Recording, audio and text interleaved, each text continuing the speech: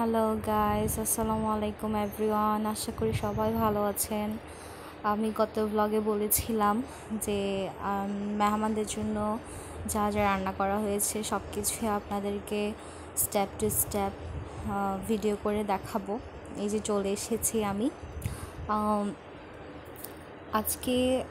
আপনারা যদি প্রিভিয়াস ব্লগগুলো না দেখেন তাহলে এখনের ব্লগগুলো বুঝবেন না, তাই সবাই গিয়ে আগের ব্লগগুলো একটু দেখে আসবেন প্লিজ। আর আমার চ্যানেলটাকে একটু সাবস্ক্রাইব করবেন। এখন চিকেনের স্যুপ যেটা ওটা রান্না করা হচ্ছে। এখানে আদা বাটা, রসুন বাটা, পেঁয়াজ বাটা, তারপর বাদাম বাটা, পেঁয়াজ কুচি, টমেটো, মরিচ ফেলে দিয়ে দেন এটাকে ভালো করে কষিয়ে নেওয়া হচ্ছে যতক্ষণ না একটা স্মেল চলে যাচ্ছে, একটা ভালো একটা স্মেল আসতেছে না আর তেলগুলো মশলার ভেসে আসছে না, ততক্ষণ পর্যন্ত একটু কুক করতে হবে। এখানে আম্মু ব্ল্যাক পেপার দিয়েছিল, দেন দারচিনি দিয়েছিল, এলাচ দিয়েছিল। এগুলাকে ভালো করে এখন কুক করে নিচ্ছে আনটিল দ্যাট যতক্ষণ না টমেটোগুলো একটু সফট হয়ে যাচ্ছে, পিউরি হয়ে যাচ্ছে। তারপর এখানে ভেজে রাখা চিকেনগুলো দিয়ে দেওয়া হবে। যে আমাদের সাথেই থাকুন, দেখতেই থাকুন কিভাবে রান্না করা হচ্ছে স্টেপ টু স্টেপ রেস্টুরেন্ট স্টাইলে। যে মা এখানে দই ফাটিয়ে নিবে, দেন এখানে দিয়ে দিবে। এখানে দই না দিলে কিন্তু একদমই জমবে না। তারপর লাস্টে নামানোর আগে পেঁয়াজ বেরেস্তা দিতে হবে। দেন তিনটে ইনগ্রিডিয়েন্টস না দিলে একদমই নয়। একটা বাদাম বাটা, আর একটা দই, আর একটা সবগুলো আদা রসুন পেঁয়াজ এগুলো সব কিছু পেস্ট। তো এখানে আধা চামচ মরিচের গুঁড়া, এক চামচ হলুদের গুঁড়া, দেন হাফ টিস্পুনের মতো জিরার গুঁড়া দিয়ে দেওয়া হয়েছে। এখন মা আবার একটু বাদাম বাটা দিচ্ছে, দেন ভালো করে এগুলাকে কষিয়ে নিবে যতক্ষণ না তেলটা মশলার উপর ভেসে আসছে ততক্ষণ পর্যন্ত। এটা এত মজা হয়েছিল, আমরা খেয়ে শুধু মায়ের সুনাম করছিলাম।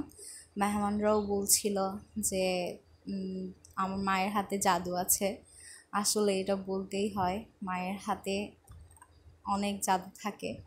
মা যখন খাওয়াই দেয় তখনও মজা লাগে, মা একটা সিম্পল রান্না করলেও মজা লাগে। মায়ের হাতে সব কিছুই মজা। হ্যাঁ, মায়ের হাতে মায়েরও কিন্তু অনেক মজা। আমি অনেক মায়ের খেয়েছি, তাই জানি, এক্সপিরিয়েন্স আছে। অবশ্য একটু বান্দরও ছিলাম, তাই একটু মায়ের বেশি খাইতাম। অবশ্য আমার ভাই বোন না এত মায়ের খাই না, ওরা না কেমনে কেমনে পার পেয়ে যায়, কিন্তু আমি পার পেতাম না। মনে হয় ফ্যামিলির বড়, এই জন্য হয়তো পার পাইতাম না।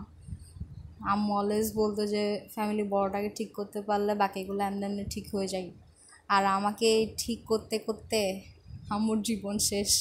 আমি এত পাজি ছিলাম, এত দুষ্টু ছিলাম, স্টিল নাও প্রচুর দুষ্টামি করি। বাট এখন তো বড় হয়ে গেছি, এখন কিছু বলে না, খালি একটু ভারী কণ্ঠে বলে, তুমি এখন বড় হইছো, you have to understand, you have to take decision of yourself and take responsibility of your family, always বলে। এখন চলে আসছি আবার এখানে ভেজে রাখা মুরগিগুলা এখানে দিয়ে দেওয়া হয়েছে, ভালো করে কষিয়ে নিবে। অ্যান্ড হাফ গ্লাসের মতো পানি নিয়ে ওখানে দই মিশিয়ে এটা ভালো করে আনটিল মেল্ট, তারপর এখানে ঢেলে দেওয়া হবে। এটা খেতে এত ভালো লাগে, এত ভালো লাগে। এটা পরোটা, নান এগুলোর সাথেও খাওয়া যায়, আবার পোলাও, বিরিয়ানি এগুলোর সাথেও খাওয়া যায়। এখানে আমি অন্যান্য কী কী রান্না করা হচ্ছে এগুলো দেখছিলাম। অনেক মজা হয়েছিল, অনেক মজা হয়েছিল। এটার স্বাদটা দ্বিগুণ করে দেয় যখন এখানে এই যে লাস্টে আবার বাদাম বাটা, মানে স্তরে স্তরে বাদাম আর দই, এই দুইটা দিতে থাকতে হবে। আবার বাদাম বাটা কিন্তু বেশি দেওয়া যায় না, কারণ বাদাম বাটা বেশি অতিরিক্ত হলে রান্নাটাকে তিতা করে ফেলে। এটা কিন্তু একটা ফ্যাক্ট যে বেশি বাদাম বাটা দেওয়া যায় না, একটু কমই রাখতে হয়, কিন্তু পরিমাণ বুঝতে হয়। সব কিছু অ্যাকর্ডিং 3 থেকে 3.5 চামচ দেওয়া যায়, এর চেয়ে বেশি দিলে এটাকে এটা খাওয়া যায় না, এটা তিতো তিতো তেতো তেতো একটা ভাব চলে আসে। এই যে এখানে আমি মশলার উপরে স্ট্যান্ডের মধ্যে মোবাইলটা রেখে চলে গিয়েছিলাম, আর আম্মু হচ্ছে রান্না করছে, আমি পাশে হেল্প করছিলাম, ধোয়াপালা করে দিচ্ছিলাম, দেন আশপাশ পরিষ্কার করছিলাম। অনেক কাজ থাকে যেদিন মেহমান আসে। ওই দিন আমরা যেহেতু 3 বোন, 3 বোনের 3 দায়িত্ব থাকে।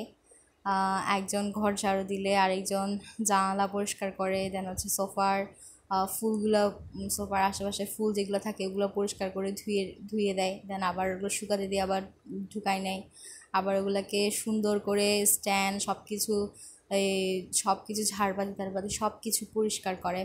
তারপর আবার আমার বোন ছোটোটা ও কী করে, কার্পেট ড্রয়িং রুমে বিছাই দেয়, দেন সোফার কাভারগুলো তুলে ফেলে, দেন ওগুলো ভালো করে ডিপ ক্লিন করে।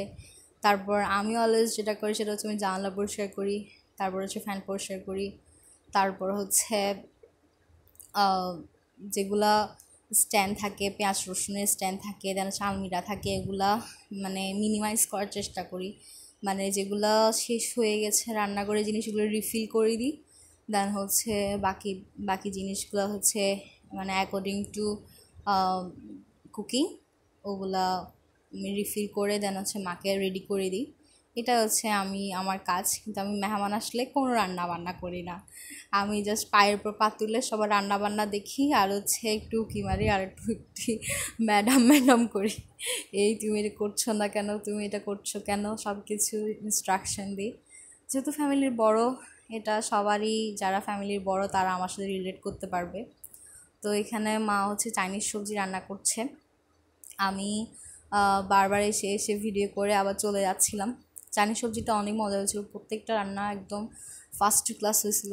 এখানে চাইনিজ সবজির মধ্যে ফার্স্টে দিয়ে দেওয়া হয়েছিল আদা রসুন, তারপর কিছু চিংড়ি মাছ মেরিনেট করে রাখছিলো আদা রসুন আর বাদাম বাটা দিয়ে, ওগুলো দিয়ে দিয়ে ভালো করে কষিয়ে, দেন হচ্ছে মুরগির গলার কাঠি যেগুলো থাকে ওগুলো আর ছোটো ছোটো মাংসের পিস দিয়ে ভালো করে কষায়ে, কোনো ধরনের এক্সট্রা মশলা না, এটা হচ্ছে দই, দুধ, তারপর হচ্ছে হালকা ধনিয়া, দেন হচ্ছে পেঁয়াজ বেরেস্তা, দেন হচ্ছে আদা বাটা রসুন বাটা, এগুলো দিয়েই হবে। এই যে আমি যেগুলো ইনগ্রিডিয়েন্টস দেখাচ্ছি ওগুলোই এখানে দেওয়া হয়েছিল। দেন লাস্টে নামানোর আগে একটা ডিম ফাটাই দিতে হয়, ওটা দিলে একটা সুন্দর একটা আসে, স্মেল আসে। দেখানো হচ্ছে চিকেন রান্না করা হচ্ছে বড় করে করে, এটা এর আগের রেসিপির মতোই, কিন্তু এখানে হচ্ছে বেশি ঘি দেওয়া হয়েছে, তারপর হচ্ছে বাদাম বাটা বেশি দেওয়া হয়েছে, দেন হচ্ছে পেঁয়াজ বেরেস্তা, তারপর হচ্ছে আদা বাটা রসুন বাটা, এগুলো সব কিছু দেওয়া হয়েছিল। এগুলা ফার্স্টে মেরিনেট করে রেখে দিয়েছিলাম এর আগের দিন, দেন এর পরের দিন রান্না করা হয়েছিল, মেরিনেট করে একদিন ফ্রিজে রেখে দিলাম আমার অলওয়েজ। তখন মেহমান আসলে না অনেক কিছু এই ঝামেলা কম লাগে, মানে সব কিছু মেরিনেট করে একদিন আগে ফ্রিজে রেখে দিই, দেন যেদিন মেহমান আসবে ওই দিন সকালে এগুলো রান্না করে করে এগুলো ডিশে নিয়ে নিয়ে র্যাপিং করে রেখে দিই, যে মেহমান যখন আসবে তখন জাস্ট ওভেন থেকে একটু গরম করে নিই।